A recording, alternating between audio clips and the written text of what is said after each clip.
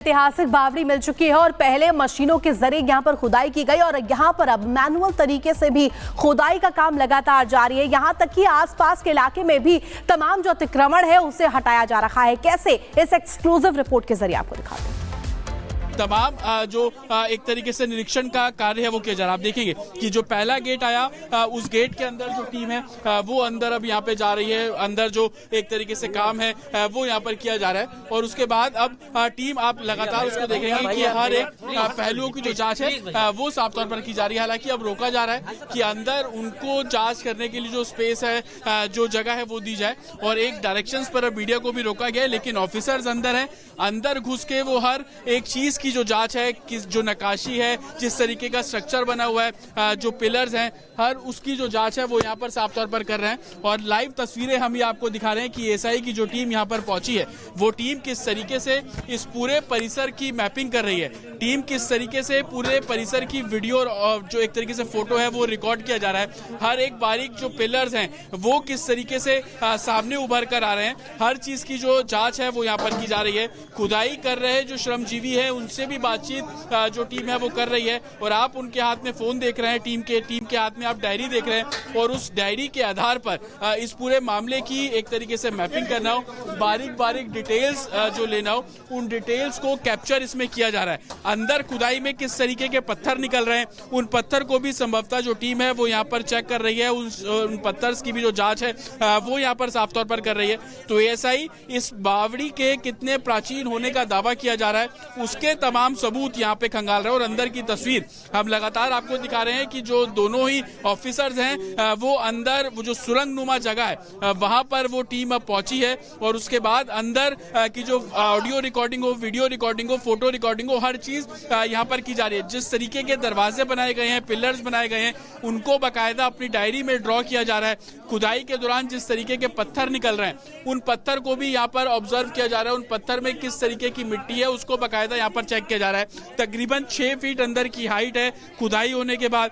ऊपर किस तरीके के एक तरीके से मटेरियल का इस्तेमाल किया गया है, हर बारीक से बारीक चीज को जो एडमिनिस्ट्रेशन है, एएसआई की जो टीम है वो यहाँ पर जांच कर रही है। और तस्वीरें हम सुरंग के अंदर की आपको दिखा रहे हैं जिसमें आप साफ तौर पर देखेंगे कि कैसे जो एक तरीके से सर्वे कंडक्ट यहाँ पर कराया जा रहा है, जो प्राचीन होने का दावा किया जा रहा है। ये भी बोला जा रहा है कि इस बावड़ी का जो सुरंग नुमा रास्ता है वो यहाँ से 150 मीटर दूर जो बांके बिहारी मंदिर जो खंडर हो चुका है उससे जाकर मिलता है, उससे जाकर जुड़ता है। तो कहीं ना कहीं इस पूरे प्रोसीजर को फॉलो करना, इस पूरे प्रोसीजर के दौरान जो मैपिंग आप देखेंगे कि इंच टेप से नापा जा रहा है कि जो जगह थी वो कितनी थी। गेट का जो एक को जेल भेजना चालू किया, उन्होंने सत्येंद्र जैन को जेल भेजा, मनीष सिसोदिया को जेल भेजा, संजय सिंह को जेल भेजा, मुझे जेल भेजा, सब लोगों को उन्होंने जेल भेजना चालू किया। उसके बावजूद भी काम नहीं रुके और कोई दूर दूर तक दिखाई नहीं दे रहा कि बीजेपी जीत रही है। अब बीजेपी को दिखने लगा है कि बीजेपी न केवल हार रही है बल्कि शायद भारत के इतिहास में उनकी ऐतिहासिक हार दिल्ली के चुनाव में बीजेपी की होने वाली है। बीजेपी के पास कोई नैरेटिव नहीं है, उनके पास ये बताने को नहीं है कि उन्होंने 10 साल में क्या काम किया। 10 साल में आधी सरकार दिल्ली में उनकी भी थी, उनके 7 एमपी थे, उनके एलजी थे, उनके पास अरबों खरबों रुपया था केंद्र सरकार के पास। उन्होंने इन 10 सालों में ना कोई सड़क बनवाई, ना कोई अस्पताल बनवाया, ना कोई स्कूल बनवाया, ना कोई कॉलेज बनाया। दिल्ली के लोगों के लिए कोई काम नहीं किया। दिल्ली के लोगों ने उनको एक ही काम दिया था कानून व्यवस्था का, उसका भी उन्होंने कबाड़ा कर दिया। आज दिल्ली के लोग डर के माहौल के अंदर जी रहे हैं और खुलेआम दिल्ली की सड़कों पे गोलियां चल रही हैं। तो ना उनके पास कोई नैरेटिव है, वो ये नहीं बता पा रहे उन्होंने 10 साल में क्या काम किया। वो ये नहीं बता रहे कि अगर उन्हें वोट दो तो क्या काम करेंगे। वो केवल केजरीवाल ये, केजरीवाल वो गालियां दे रहे हैं, गालियों के बेसिस पे वो वोट मांग रहे हैं। उनके पास कोई सीएम चेहरा नहीं है, उनके पास कोई कैंडिडेट्स नहीं है, उनके पास कोई एजेंडा नहीं है चुनाव लड़ने के लिए।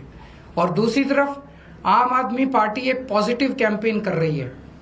हम ये बता रहे हैं लोगों को कि 10 साल में हमने ये काम किए, हमने स्कूल अच्छे किए, स्कूल शानदार किए, बच्चों की पढ़ाई का इंतजाम किया, आप लोगों के इलाज का इंतजाम किया, अस्पताल अच्छे किए, मोहल्ला क्लिनिक बनाए, बिजली 24 घंटे की, बिजली फ्री की, पानी की व्यवस्था की, घर घर पानी पहुंचाने का काम किया, महिलाओं की बस यात्रा फ्री करी, बुजुर्गों के लिए हमने तीर्थ यात्रा फ्री करी। हमने इतने सारे काम किए, इसलिए हम कह रहे हैं हमें वोट दो। आने वाले समय में हम महिलाओं को 2100 रुपए देंगे, बुजुर्गों का फ्री में इलाज कराएंगे, चाहे प्राइवेट हो चाहे सरकारी हो। हम ये काम करेंगे, हमें इन पे काम दो। हम अपने कामों पे वोट मांग रहे हैं, वो केवल और केवल गालियों पे वोट मांग रहे हैं और काम रोकने पे वोट मांग रहे हैं। अभी 3-4 दिन पहले हमने 2 योजनाएं चालू की, अनाउंस की।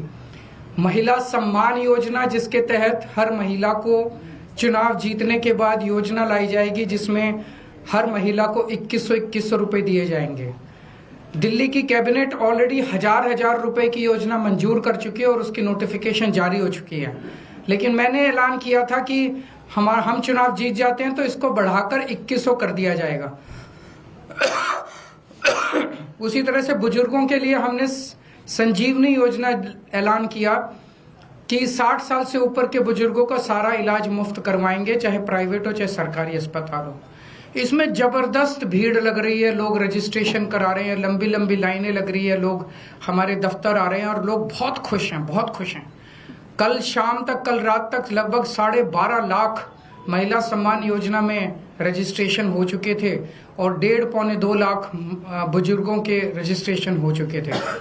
इस सब से बीजेपी बुरी तरह से बौखला गई है और अभी 3 या 4 दिन पहले हमें अपने सूत्रों से पता चला है कि ईडी, सीबीआई और इनकम टैक्स तीनों एजेंसीज की मीटिंग हुई है और उस मीटिंग में ऊपर से आदेश आए हैं कि कुछ भी फर्जी केस करके दिल्ली की सीएम आतिशी जी को गिरफ्तार किया जाए। ये मैं पूरी जिम्मेदारी के साथ आज बहुत बड़ा आरोप लगा रहा हूं कि इन तीनों एजेंसीज को ऊपर से कहा गया है कि दिल्ली की सीएम आतिशी जी को कोई भी फर्जी केस बनाकर गिरफ्तार किया जाए।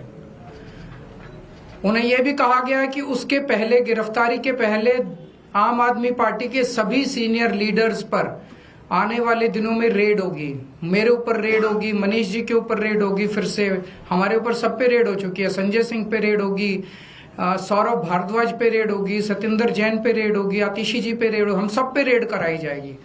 और उनका मकसद है कि किसी भी तरह से हमें चुनावी तैयारियां जो हम कर रहे हैं, प्रचार कर रहे हैं, उससे डिस्ट्रैक्ट करना, ताकि हमारा दिमाग दूसरी चीजों में उलझा रहे।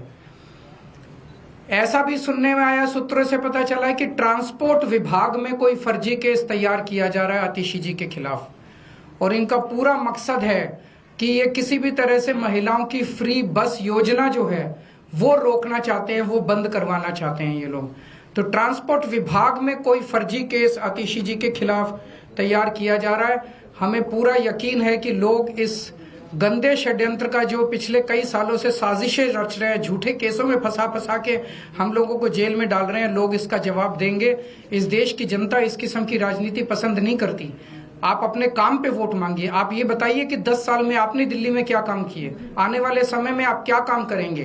केवल जेल डालने से, गालियां देने से इस तरह से जनता वोट नहीं देती। मैं आतिशी जी से कहूंगा कि 2 शब्द कहें।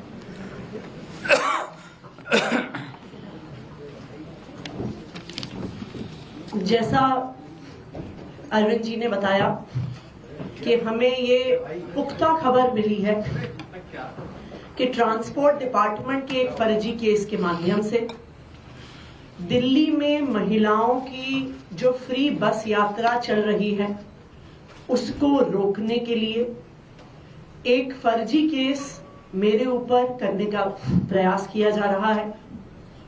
लेकिन हमने आज तक हमेशा ईमानदारी से काम किया है और ईमानदारी से काम करेंगे और इसलिए मुझे पूरा भरोसा है कि अगर इनकी एजेंसियां मुझ पे झूठा केस करती हैं, मुझे गिरफ्तार करती हैं, आखिरकार सच्चाई सामने आएगी। मुझे इस देश की न्याय व्यवस्था पे पूरा भरोसा है। जिस तरह हमारे